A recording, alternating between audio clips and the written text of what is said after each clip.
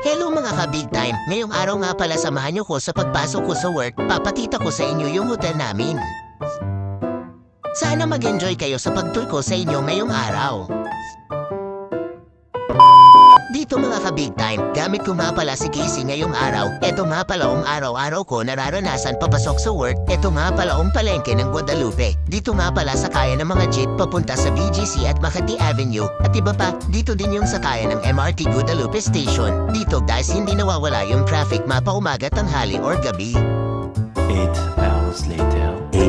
Dito mga ka-big time, nakarating na ko sa harap ng hotel namin. Red Planet Hotel nga pala yung name ng hotel namin. Katabi lang din namin ang Coro Hotel. Malapit din kami sa mga sikat na bar sa Makati City. Buhay na buhay nga pala dito lalo sa gabi hanggang madaling araw. Kaya kung gusto nyo mag-chill, punta lang tayo dito.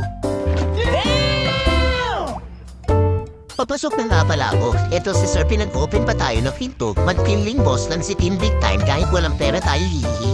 Huwag mong subukan. Masisira ang buhay. Ito nga pala yung front desk area. Madalas madami tao at maingay dito pagdating ng 12 PM. Dahil check-out time, halos 60% ng guests namin puro ibang lahi kaya madalas nosebleed si Big Time nyo. Hihi, iba-ibang language kasi maririnig dito. Nasa taas na nga pala tayo. Sa 9th floor nga pala ako magtutour. Ito nga pala yung hallway namin. Simple lang pero maganda at mabango. Pupunta nga pala ako sa room para mapakita sa inyo ang mga room ng Red Planet Hotel. Medyo maliit lang pero maganda at malinis.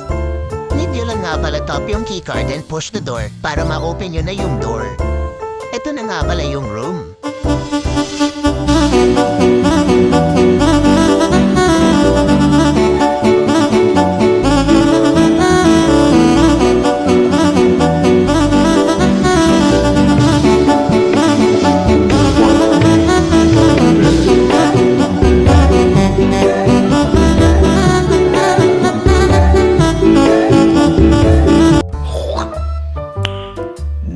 Nasa basement na nga pala ako, pauwi na ako guys. Salamat sa panonood, I love you all.